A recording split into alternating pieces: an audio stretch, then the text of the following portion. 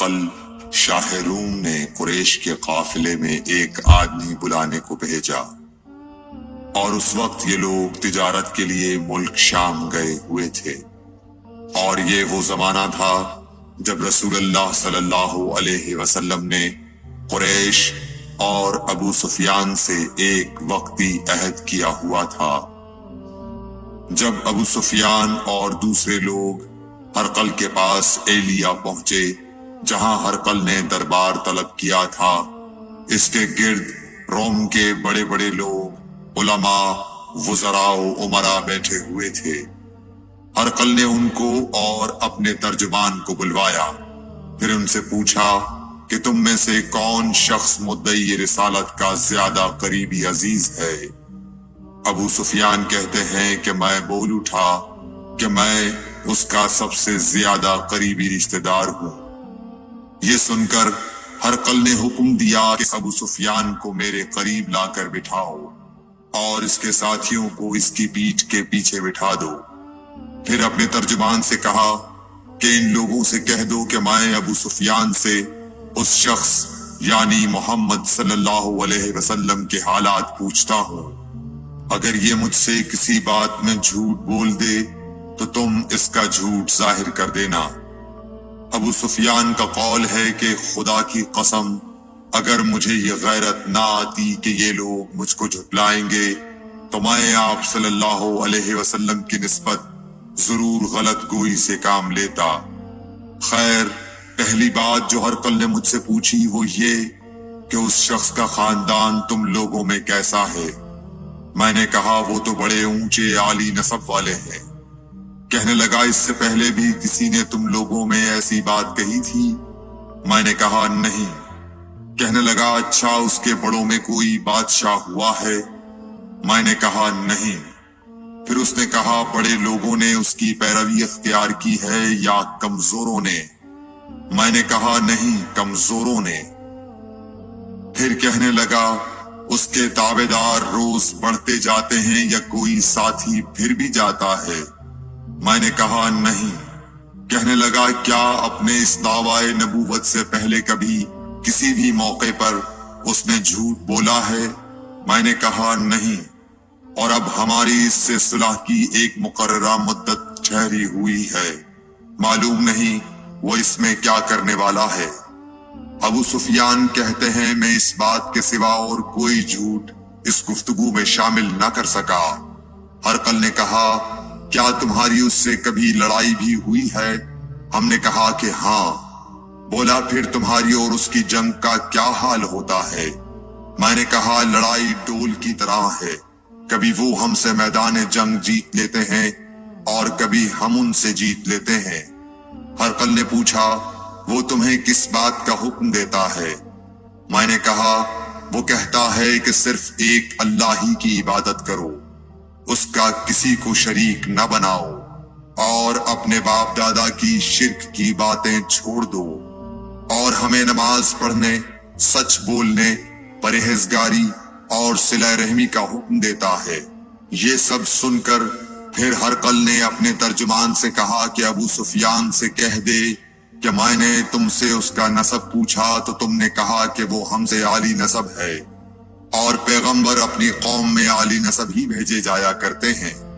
میں نے تم سے پوچھا کہ دعوی نبوت کی یہ بات تمہارے اندر اس سے پہلے کسی اور نے بھی کہی تھی؟ تو تم نے جواب دیا کہ نہیں۔ تب میں نے اپنے دل میں کہا کہ اگر یہ بات اس سے پہلے کسی اور نے کہی ہوتی تو میں سمجھتا کہ اس شخص نے بھی اسی بات کی تقلید کی ہے جو پہلے کہی جا چکی ہے۔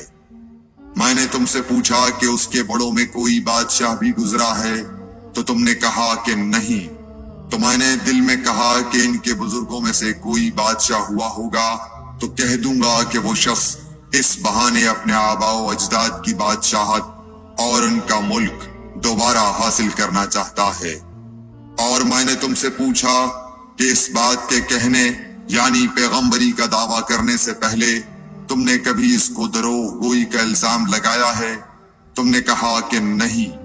تو میں نے سمجھ لیا کہ جو شخص آدمیوں کے ساتھ دروغ گوئی سے بچے وہ اللہ کے بارے میں کیسے جھوٹی بات کہہ سکتا ہے۔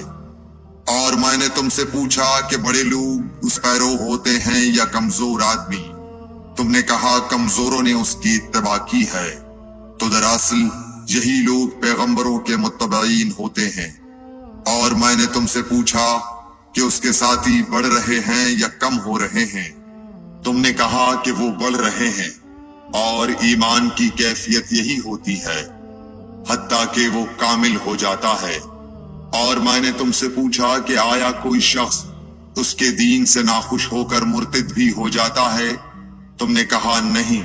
تو ایمان کی خاصیت بھی یہی ہے، جن کے دلوں میں اس کی مسرت رچ بس جائے وہ اس سے لوٹا نہیں کرتے۔ اور میں نے تم سے پوچھا کہ آیا وہ کبھی عہد شکنی کرتے ہیں؟ تم نے کہا نہیں۔ پیغمبروں کا یہی حال ہوتا ہے، وہ عہد کی خلاف ورزی نہیں کرتے۔ اور میں نے تم سے کہا کہ وہ تم سے کس چیز کے لیے کہتے ہیں؟ تم نے کہا کہ وہ ہمیں حکم دیتے ہیں کہ اللہ کی عبادت کرو، اس کے ساتھ کسی کو شریک نہ ٹھہراؤ، اور تمہیں بتوں کی پرستش سے روکتے ہیں، سچ بولنے اور پرہیزگاری کا حکم دیتے ہیں۔ لہٰذا اگر یہ باتیں جو تم کہہ رہے ہو سچ ہیں تو ان قریب وہ اس جگہ کا مالک ہو جائے گا کہ جہاں میرے یہ دونوں پاؤں ہیں۔ مجھے معلوم تھا کہ وہ پیغمبر آنے والا ہے، مگر مجھے یہ معلوم نہیں تھا کہ وہ تمہارے اندر ہوگا۔ اگر میں جانتا کہ اس تک پہنچ سکوں گا تو اس سے ملنے کے لیے ہر تکلیف گوارا کرتا۔ اگر میں اس کے پاس ہوتا تو اس کے پاؤں دھوتا۔ ہرقل نے رسول اللہ صلی اللہ علیہ وسلم کا وہ خط منگایا جو آپ نے وحیہ کلبی رضی اللہ تعالیٰ عنہ کے ذریعے حاکم بصرہ کے پاس بھیجا تھا، اور اس نے وہ ہرقل کے پاس بھیج دیا تھا۔ پھر اس کو پڑھا تو اس میں لکھا تھا، اللہ کے نام کے ساتھ جو نہایت مہربان اور رحم والا ہے۔ اللہ کے بندے اور اس کے پیغمبر محمد صلی اللہ علیہ وسلم کی طرف سے یہ خط ہے شاہ روم کے لیے۔ اس شخص پر سلام ہو جو ہدایت کی پیروی کرے۔ اس کے بعد میں آپ کے سامنے دعوت اسلام پیش کرتا ہوں۔ اگر آپ اسلام لے آئیں گے تو دین و دنیا میں سلامتی نصیب ہوگی، اللہ آپ کو دوہرا ثواب دے گا، اور اگر آپ میری دعوت سے روگردانی کریں گے تو آپ کی رعایا کا گناہ بھی آپ ہی پر ہوگا۔ اور اے اہل کتاب، ایک ایسی بات پر آ جاؤ جو ہمارے اور تمہارے درمیان یکساں ہے، وہ یہ کہ ہم اللہ کے سوا کسی کی عبادت نہ کریں اور کسی کو اس کا شریک نہ ٹھہرائیں، اور نہ ہم میں سے کوئی کسی کو خدا کے سوا اپنا رب بنائے۔ پھر اگر وہ اہل کتاب اس کتاب سے منہ پھیر لیں تو مسلمانوں، تم ان سے کہہ دو کہ تم مانو یا نہ مانو، ہم ایک خدا کے اطاعت گزار ہیں۔ ابو سفیان کہتے ہیں، جب ہرقل نے جو کچھ کہنا تھا کہہ دیا اور خط پڑھ کر فارغ ہوا تو اس کے ارد گرد بہت شور و غوغا ہوا، بہت سی آوازیں اٹھیں اور ہمیں باہر نکال دیا گیا۔ تب میں نے اپنے ساتھیوں سے کہا کہ ابو کبشہ کے بیٹے حضرت صلی اللہ علیہ وسلم کا معاملہ تو بہت بڑھ گیا۔ دیکھو تو اس سے بنی اصفر روم کا بادشاہ بھی ڈرتا ہے۔ مجھے اس وقت سے اس بات کا یقین ہو گیا کہ حضور صلی اللہ علیہ وسلم ان قریب غالب ہو کر رہیں گے، حتیٰ کہ اللہ نے مجھے مسلمان کر دیا۔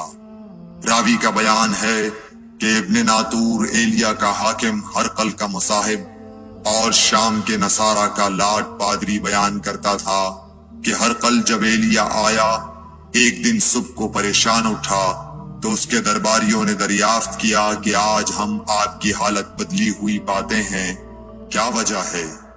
ابن ناطور کا بیان ہے کہ ہرقل نجومی تھا، علم نجوم میں وہ پوری مہارت رکھتا تھا۔ اس نے اپنے ہم نشینوں کو بتایا کہ میں نے آج رات ستاروں پر نظر ڈالی تو دیکھا کہ ختنہ کرنے والوں کا بادشاہ ہمارے ملک پر غالب آ گیا ہے۔ بھلا اس زمانے میں کون لوگ ختنہ کرتے ہیں؟ انہوں نے کہا کہ یہود کے سوا کوئی ختنہ نہیں کرتا، سو ان کی وجہ سے پریشان نہ ہو۔ سلطنت کے تمام شہروں میں یہ حکم لکھ بھیجیے کہ وہاں جتنے یہودی ہوں سب قتل کر دیے جائیں۔ وہ لوگ انہی باتوں میں مشغول تھے کہ ہرقل کے پاس ایک آدمی لایا گیا جسے شاہ غسان نے بھیجا تھا۔ اس نے رسول اللہ صلی اللہ علیہ وسلم بیان کیے۔ جب ہرقل نے سارے حالات سن لیے تو کہا کہ جا کر دیکھو وہ ختنہ کیے ہوئے ہے یا نہیں۔ انہوں نے اسے دیکھا تو بتلایا کہ وہ ختنہ کیا ہوا ہے۔ ہرقل نے جب اس شخص سے عرب کے بارے میں پوچھا تو اس نے بتلایا کہ وہ ختنہ کرتے ہیں۔ تب ہرقل نے کہا کہ یہی محمد صلی اللہ علیہ وسلم اس امت کے بادشاہ ہیں جو پیدا ہو چکے ہیں۔ پھر اس نے اپنے ایک دوست کو رومیہ خط لکھا اور وہ بھی علم نجوم میں ہرقل کی طرح ماہر تھا۔ پھر وہاں سے ہرقل حمص چلا گیا۔ ابھی حمص سے نکلا نہیں تھا کہ اس کے دوست کا خط اس کے جواب میں آ گیا۔ اس کی رائے بھی حضور صلی اللہ علیہ وسلم کے ظہور کے بارے میں ہرقل کے موافق تھی کہ محمد صلی اللہ علیہ وسلم واقعی پیغمبر ہے۔ اس کے بعد ہرقل نے روم کے بڑے آدمیوں کو اپنے حمص کے محل میں طلب کیا اور اس کے حکم سے محل کے دروازے بند کر لیے گئے۔ پھر وہ اپنے خاص محل سے باہر آیا اور کہا، اے روم والو، کیا ہدایت اور کامیابی میں کچھ حصہ تمہارے لیے بھی ہے؟ اگر تم اپنی سلطنت کی بقا چاہتے ہو تو پھر اس نبی صلی اللہ علیہ وسلم کی بیعت کر لو اور مسلمان ہو جاؤ۔ یہ سننا تھا کہ پھر لوگ وحشی گدھوں کی طرح دروازوں کی طرف دوڑے، مگر انہیں بند پایا۔ آخر جب ہرقل نے اس بات سے ان کی یہ نفرت دیکھی اور ان کے ایمان لانے سے مایوس ہو گیا تو کہنے لگا کہ ان لوگوں کو میرے پاس لاؤ۔ جب وہ دوبارہ آئے تو اس نے کہا، میں نے جو بات کہی تھی اس سے تمہاری دینی پختگی کی آزمائش مقصود تھی، سو وہ میں نے دیکھ لی۔ تب یہ بات سن کر وہ سب کے سب اس کے سامنے سجدے میں گر پڑے اور اس سے خوش ہو گئے۔ بالآخر ہرقل کی آخری حالت یہی رہی۔ صحیح بخاری حدیث نمبر 7۔